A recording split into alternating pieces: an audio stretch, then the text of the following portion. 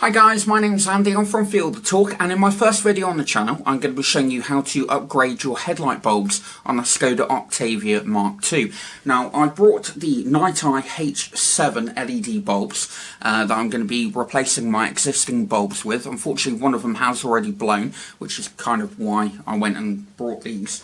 But looking on the community on Facebook and a few other places as well, one of the most common questions that we get is kind of what bulbs to go for, how do you actually change them, etc. And that's kind of what prompted me to kind of make this video, just to kind of give my experience with it, because it can be a little bit tricky. But the links to the bulbs that I'm using and also the adapters that I'm using are down below.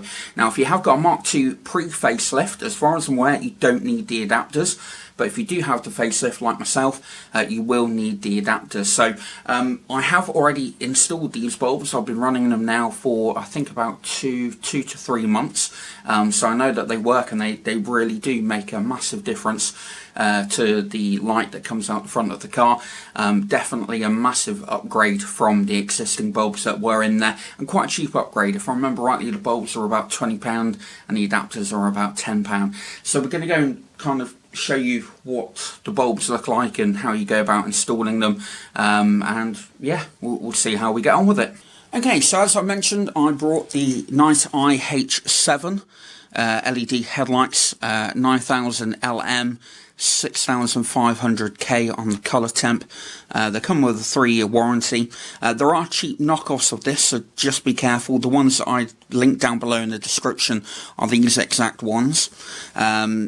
To be fair, looking inside, like I said, I have already fitted it, so the instruction manual is kind of pretty useless, to be absolutely honest with you, but do kind of give it a little bit of a read. You do get some white gloves, which I would strongly recommend wearing, because obviously you don't really want to be touching any kind of bulbs with naked hands. And then you've got the actual bulb itself. So you've got the cable that connects in the actual bulb itself, and you see that we've also got a fan on the back here to help keep things cool. Now, one thing that you do need to do is undo that there, so twist and pull that off to put the adapter on. Like I mentioned, if you've got the pre-facelift model, I'm not quite sure how they actually fit, but I know that you don't need the adapter. So as you can see behind me, I've managed to pull out my my headlamp, as you can see here. So I'm going to quickly cut to a video that I made a little bit earlier on today, showing you how to actually remove that, and then we'll come back and have a look to see how we change the bulb. Okay, so for those of you that don't know how to remove the headlight from the Skoda Octavia, I'm just going to quickly show you what you need to do. I'm sure most of you are quite familiar with this, but you have got a little white kind of bolt that's on the edge over here, so you just need to obviously loosen that off and remove it completely. And then the next step, if I come around this side, hopefully the lighting isn't too bad around here. You've got a lever down on this side here, and one that pulls out, and what you need to do is push that down and pull that out at the same time. So I'm going to attempt to do that. It is a bit tricky to do. There we go. So that's now been pulled out, and what you need to do is just gently pull the headlight out, like so. It comes out quite easily from there.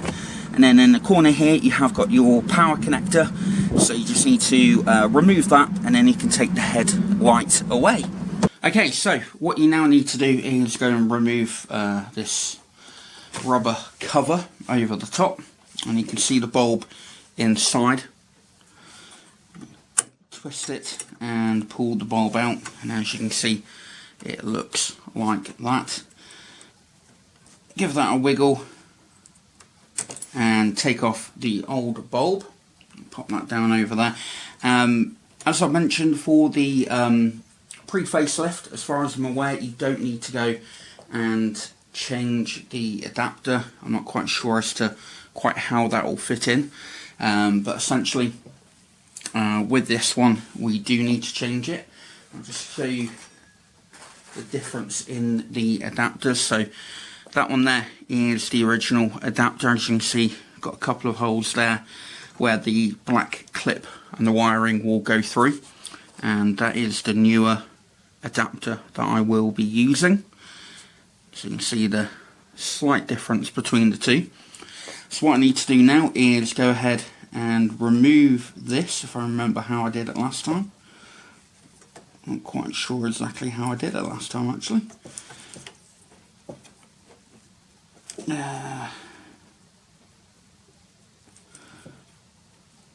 Brute force and ignorance, I think. Okay, so flat blade screwdriver. There we go. So just go ahead and remove the old one.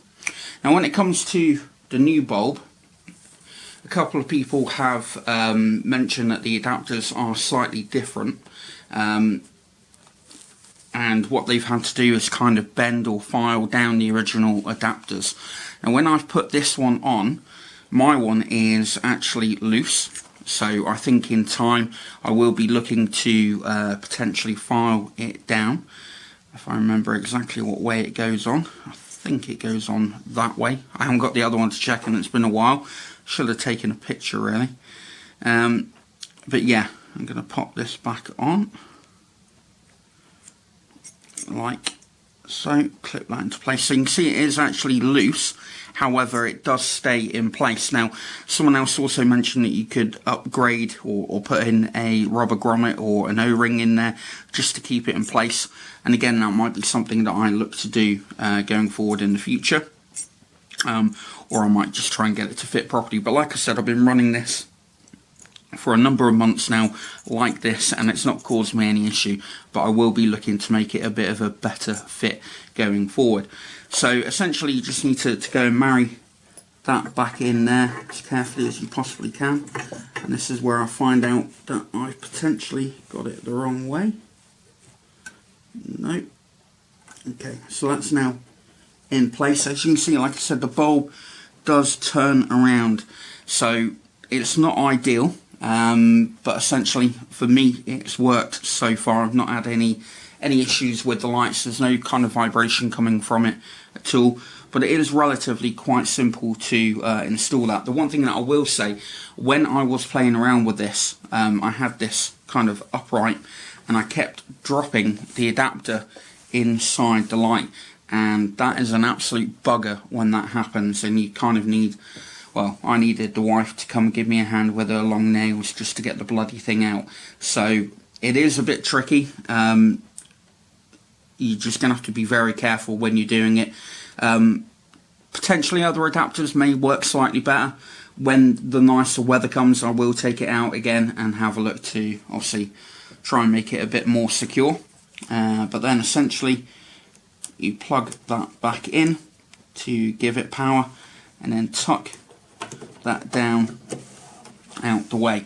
Now the other thing that someone else has mentioned to me is that you shouldn't really put the cover back on fully, because obviously the fan there is obviously there for a reason. It's going to cool the light down, so I would kind of put that on. I mean, I have been running with it fully closed, but I think with the cold weather it doesn't make too much difference, but again it's something I'm going to look at once I have got nicer weather, so I can actually spend a bit of time playing around with it. But there we go, that's the installation done.